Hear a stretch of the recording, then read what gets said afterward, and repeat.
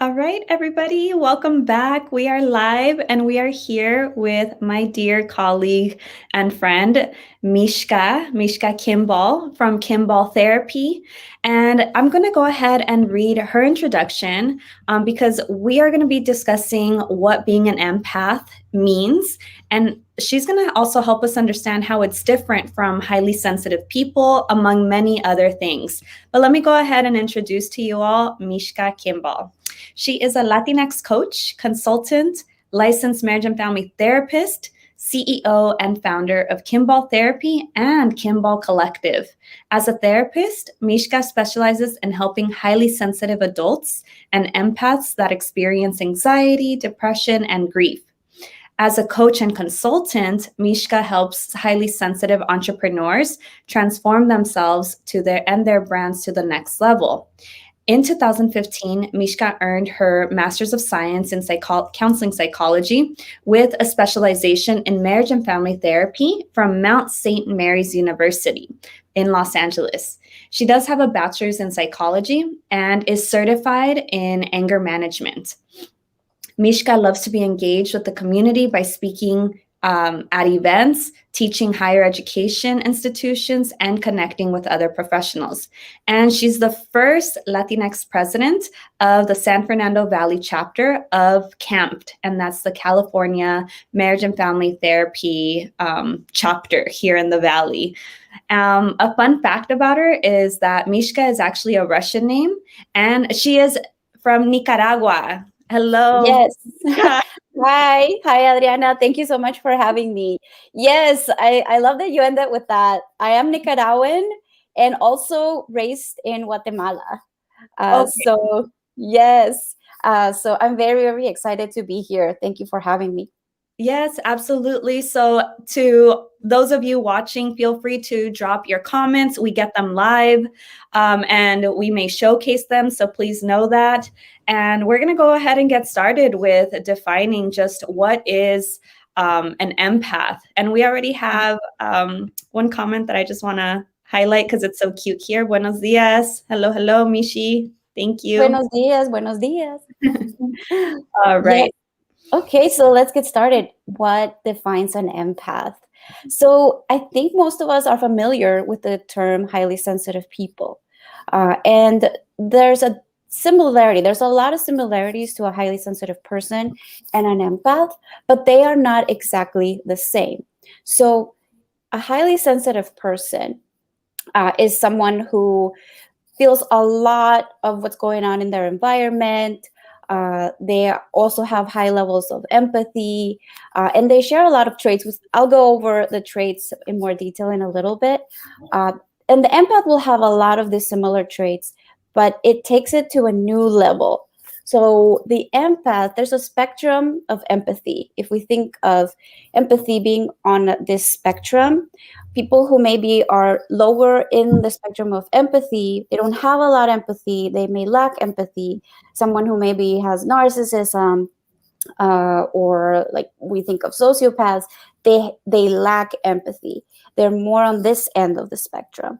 Then we have highly sensitive people are more in the middle of like more like the higher level. Everybody else is kind of like right here, normal range. Then the highly sensitive person is a little bit higher, and then the empath is way higher. So it's higher on the level, on the spectrum of empathy. The empath also, it's not something that's clinical, like you and I were talking about. It's not a disorder. Same with the highly sensitive person, right? It's not something clinical. It's not a disorder. These are traits. Traits that can also be inherited from our family. Maybe you have a parent, or even coming from our ancestors who are highly sensitive, who are very connected with nature and also with the world, and want to love and help others, right? So the empath is kind of like an elevated, highly sensitive person. And I can explain a lot more in the next question what an empath might look like. Okay, thank you so much for clarifying that, because sometimes I think that because they're kind of newer concepts, they tend to be used interchangeably, so to Yes. substitute one another. But from what you're sharing with us is that that's kind of incorrect. There's kind of a spectrum to it.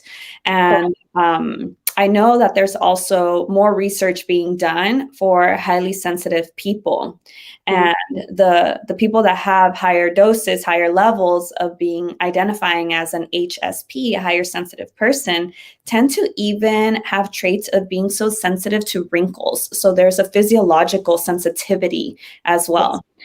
All right, that's just a fun fact about it. Yes, there's definitely, and I'm glad you mentioned that. There's definitely a neurological aspect of it, the scientific part of it with the highly sensitive person, which is the sensory processing sensitivity, right?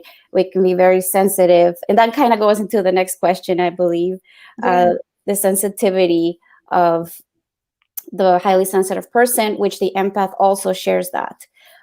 So definitely that means that you're very sensitive to everything in your environment, right? So it could be like strong smells really bother you, loud sounds, or being in a crowd with too many people. And part of that is because you are kind of like a sponge and you absorb everything, all that energy that is around you.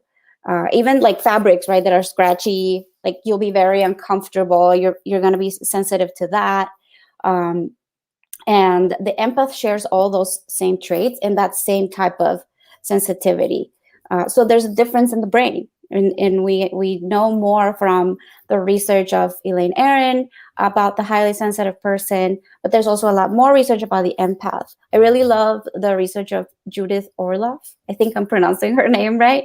And she has done a lot more research about the empath. She herself is an empath. She's also a psychiatrist, which I find super interesting because she combines her clinical work with being an empath and understanding that, you know, a lot of people get pathologized, they get diagnosed, they're called you're just too sensitive, or you need to toughen up, right?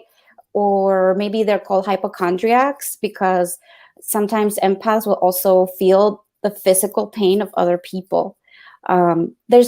This is the thing. So the highly sensitive person doesn't necessarily absorb all the pain and internalize the emotions or the physical pain of others as the empath does. So here's where we're starting to talk about the difference. So the empath definitely absorbs and internalizes a lot of the emotions from others or the physical pain. So what that means is that a lot of times they won't necessarily know that this pain is in theirs. So I'll give you an example. For me, I am an empath, but I didn't know that until I was an adult. So when I was little, I would feel all these emotions, or sometimes I would feel pain, or another student at school when I was little would be sick, and then all of a sudden I would feel sick. So then I was labeled as kind of being a hypochondriac.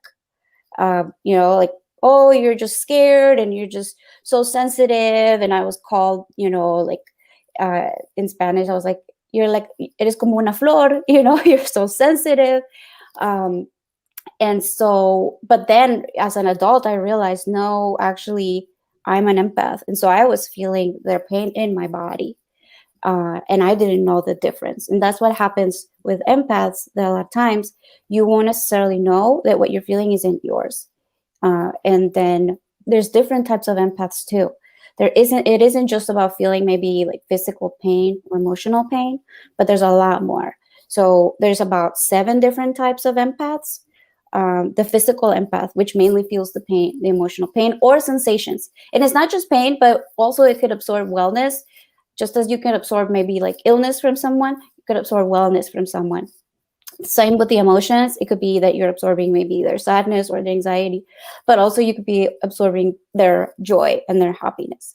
So there's the physical empaths, the emotional empaths, but then there's also where it goes beyond even, where there's intuitive empaths.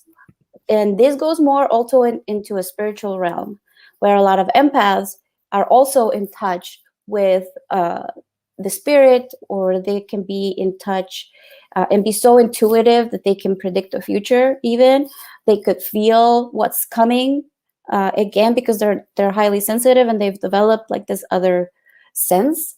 So there's also the clairvoyant is able to predict the future, And then there's also a medium empath who can communicate with the other realm, who can communicate with other spirits.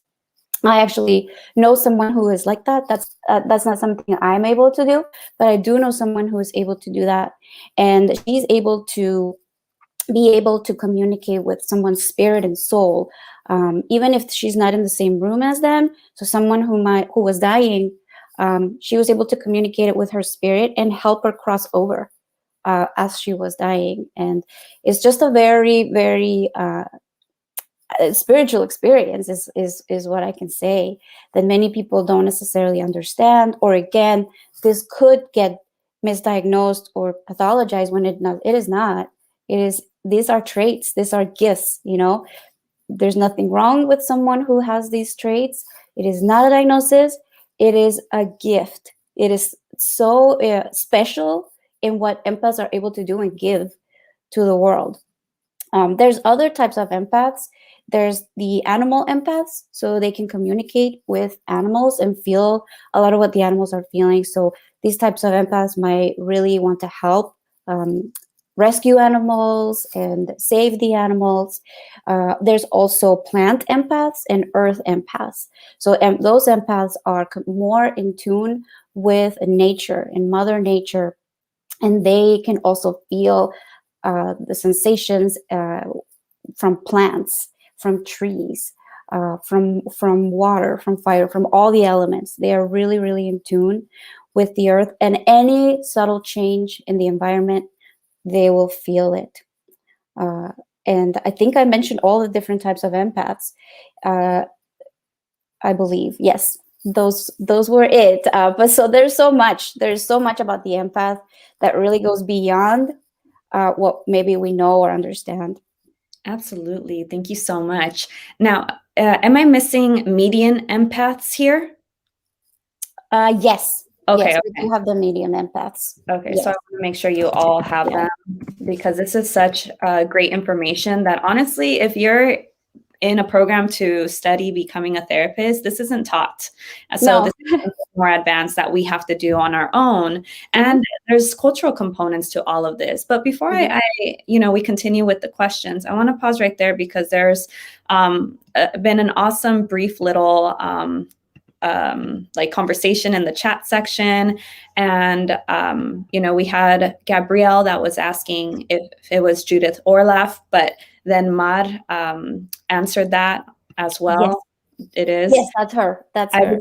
I provided Dr. Judith's website on both the Facebook chat and the YouTube chat.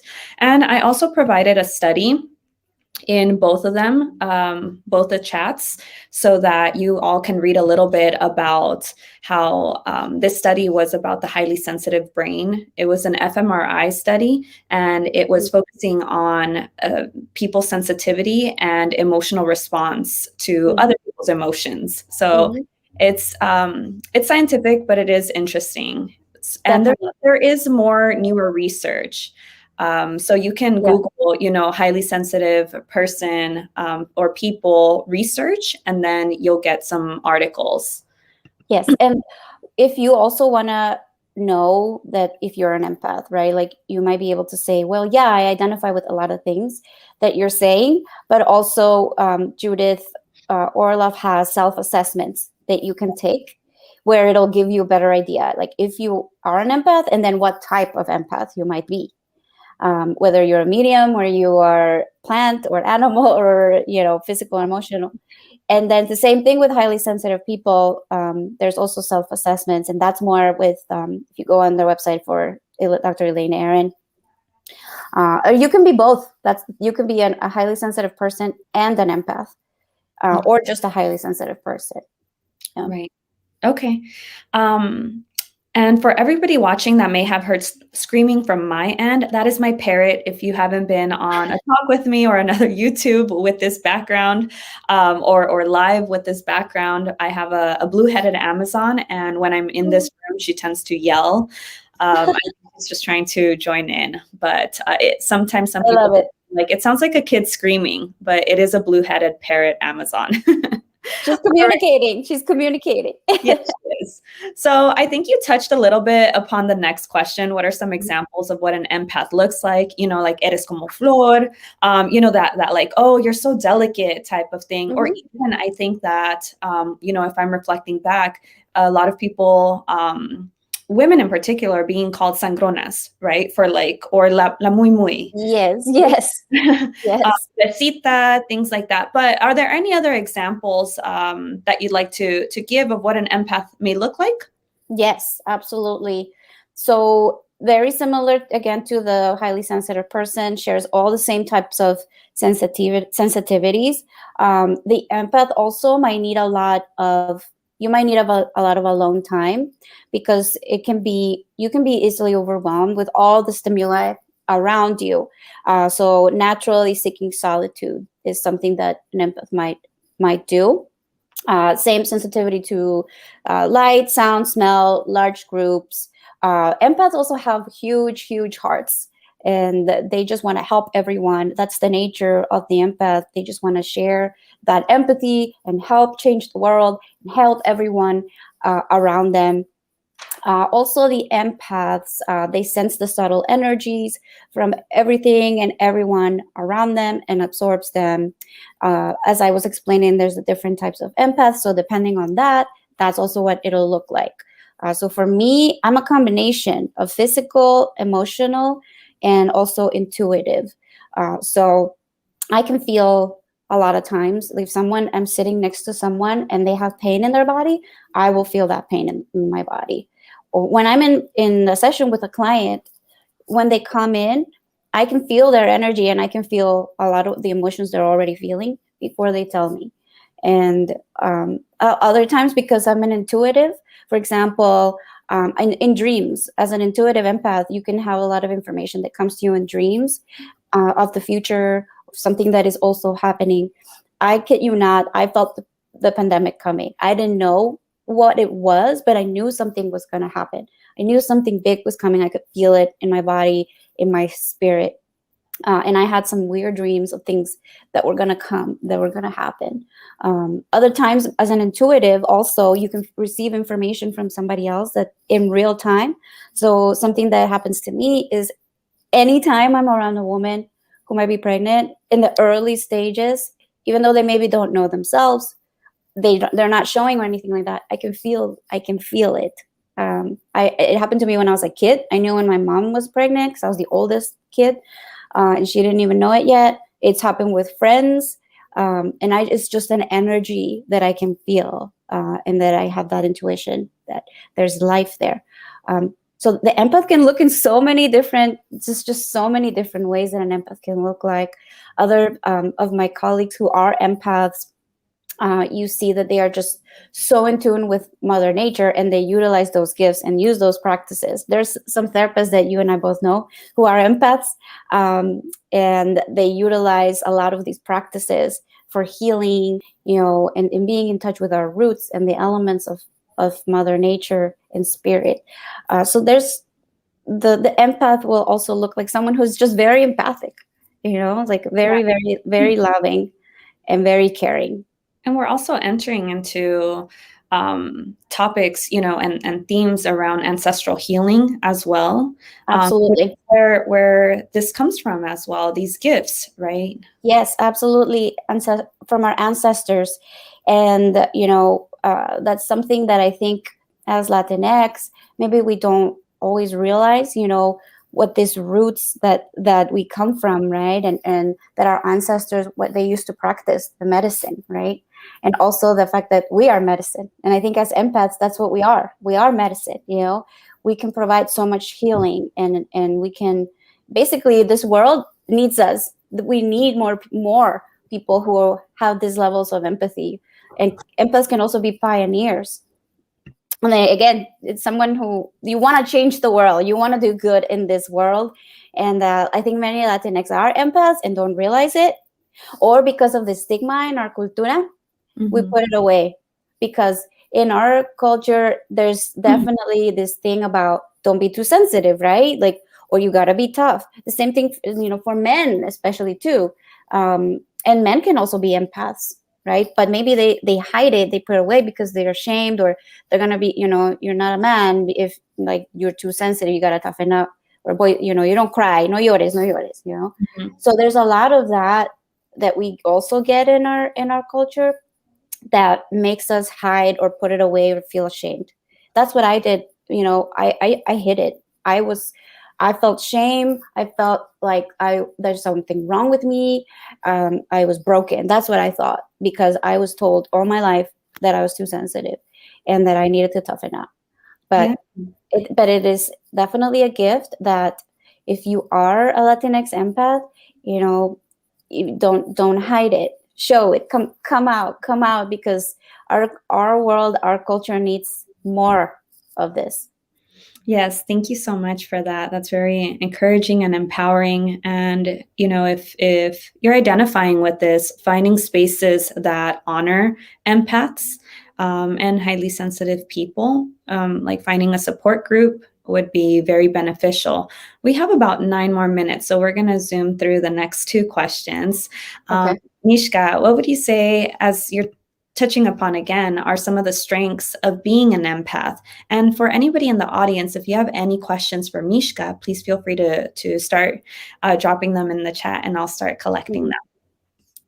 So I think since I've touched a lot on the traits of an empath and what the strengths are, what I'm going to do is I'm going to give you some examples of some empaths that are well known. So, for example, someone who was an empath was Mother Teresa, and she was able to do so much to help people and make a difference in the world and leave a legacy. Oprah is known to also be a highly sensitive person and an empath. Just her high levels of empathy to be able to reach others and understand people and help people and make a difference. Gandhi also. So we're talking about people who have made a huge difference in this world. Princess Diana also, she was an empath. She was highly sensitive. And so empaths, when we really embrace our gifts and we don't hide them and we don't feel shame, we really embrace it, we can really help people. We can help the environment. We can help animals. We can really connect on this deeper, higher level than people who are not on this such high spectrum. So our huge hearts, our instincts to help, our passion, our fire, this is something that is a strength and that we can utilize to thrive and to also help others thrive.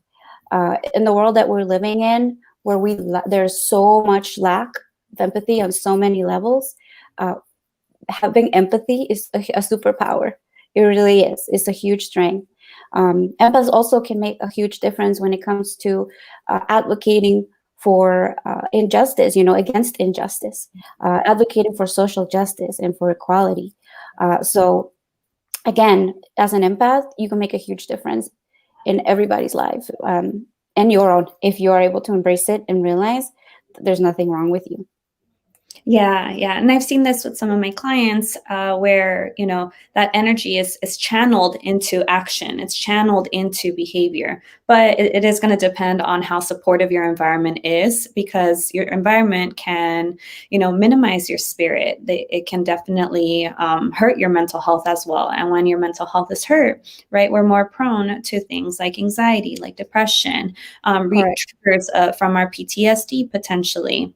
So, Mishka, for those that identify as empaths and or highly sensitive people, what are some tools that you recommend? Yes, there's a lot of different things. So I'll touch a little bit on some of the challenges empaths and highly sensitive people can experience, right? So they can experience an overload, right? They can feel overwhelmed, overstimulated, also easy to burn out, feel fatigued, and this can also lead to maybe other things such as depression, anxiety, also feel a lot of grief, again, because if you're feeling a lot of the pain and a lot of the loss, this pandemic has been really tough also on empaths, feeling all this pain of the world, all this loss. So it's definitely a lot to take in. It's a lot to experience on a regular basis. So knowing that we really need to be able to take care of ourselves and protect our spirit and protect our energy. So a few tools that I can recommend for protecting our energy and for recharging also is to be able to first really be able to set boundaries. And those can be physical boundaries when we put physical space from us and somebody else. Especially if you're a physical empath, I would also recommend, to avoid a lot of the physical touch, because with touch, there's even more energy that you might absorb. And also boundaries that are mental boundaries, emotional boundaries, in being able to recognize that the pain of the world doesn't always need to be your pain, that somebody else's pain is not your pain. So something that I do in sessions that I learned to do with my clients is I can feel it in the moment, and I will allow myself to feel what they feel for a moment. But then I let it go. And I say to myself internally that this is not my pain and I don't need to carry or take it as my own. And we need to learn how to differentiate our own emotions and pain and sensations from others. And that takes time and that takes practice. But we can definitely do it. Another thing we absolutely need is we need alone time to recharge. We need time by ourselves in reflection, in meditation, or in prayer, and whatever spiritual maybe practices. And that doesn't have to be religious. It could just be really centering yourself and connecting with yourself and your spirit. Also, time in nature. Nature replenishes us. So spending time. There's a technique called earthing. So basically, that's you grounding yourself by being in touch with the earth. So you could go walking barefoot on grass or just on earth, on the ground. You will absorb a lot of the energy from the earth, and that can re-energize you. And so just spending some time, maybe a couple of minutes every day with the earth, grounding yourself on the earth. Another thing is water. Water is energy for us. Water replenishes us. So whether, we're able to go to the ocean or a pool or just in your bathroom and in your shower, in your bathtub, water replenishes us. So definitely using that to heal and replenish.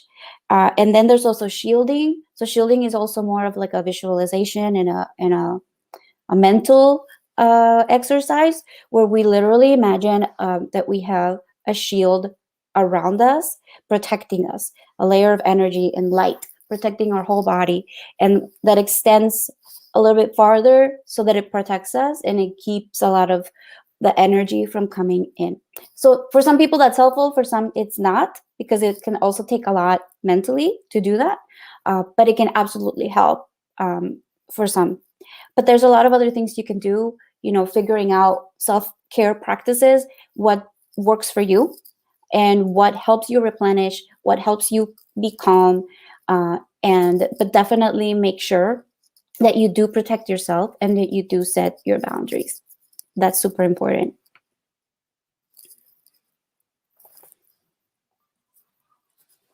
Oh, I can't hear you. Thank you so much, Mishka.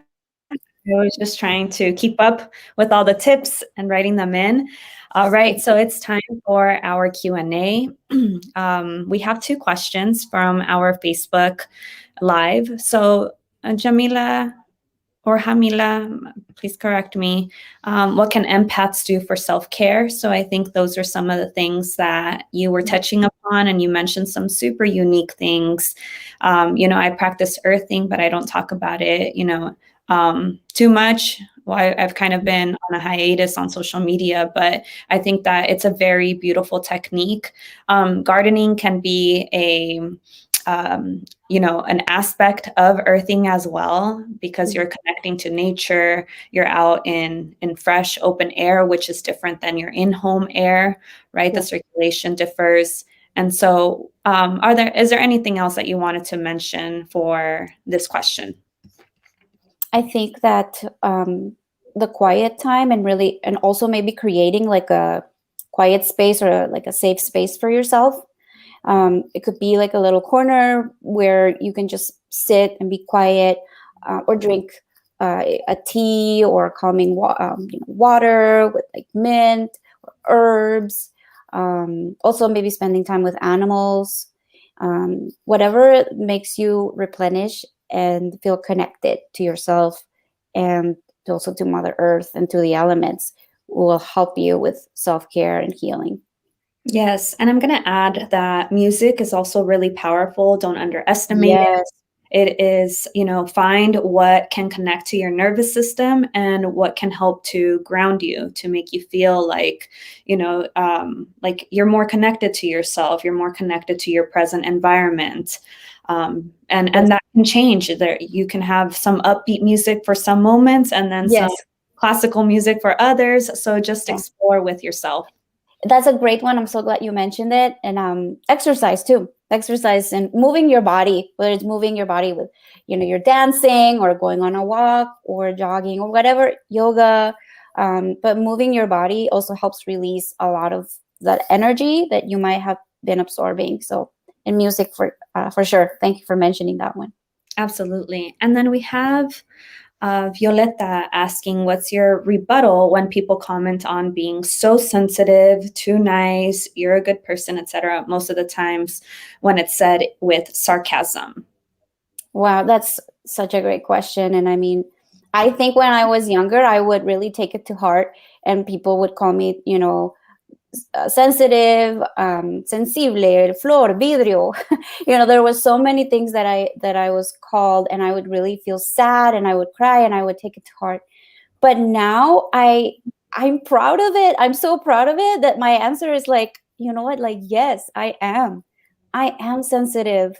And I love that about myself, and so I think that when you really own it and you just don't let it bother you anymore, because you know that it's a gift, right? You know that there's nothing wrong with it. You can really own it and just be like, yeah, I am sensitive and I'm proud. And watch the other person would just be like, they have nothing more to say, right? Yeah, absolutely. And my approach is sometimes to use humor, like the quien viene, like someone in here. Like, I don't know who, but I picked this up on my own.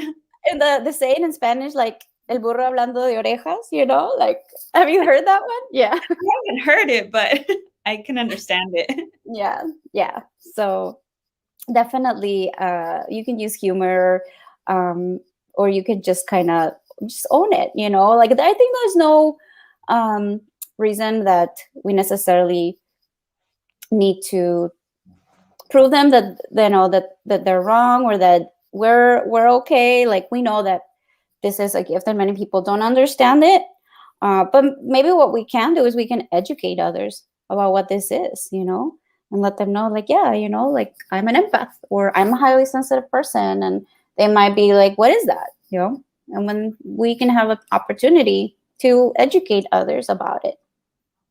Yeah, absolutely. Thank you, Mishka.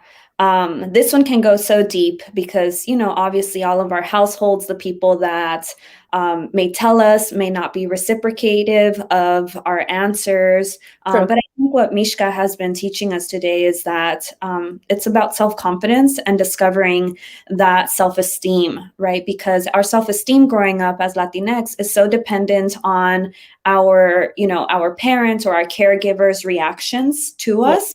And it's based off of a lot of shame, a lot of guilt, and we don't really get to explore our own identity without the input of other people's, opinions and perceptions of us. So my takeaway from this is to really hone in on that and find ways that you can really fluff your own feathers because other people disgruntle them. And by then, I think that, or by doing that, I think that it'll get easier to tap into this empath side as a gift, ultimately. Absolutely. You said it. Yes, you said it. And this is why it took me so long to figure out that I was an empath. I didn't know that until I was an adult. And this was because, all the messages I received, right, from my caregivers, from the culture, from everyone. And so it really can take a lot of time for us to really be able to embrace this and feel really comfortable. And yes, what you said earlier about finding support find the kindred spirits. There's a lot of us out here, and we can support each other. Yes. So thank you again, Mishka. Where can people find you?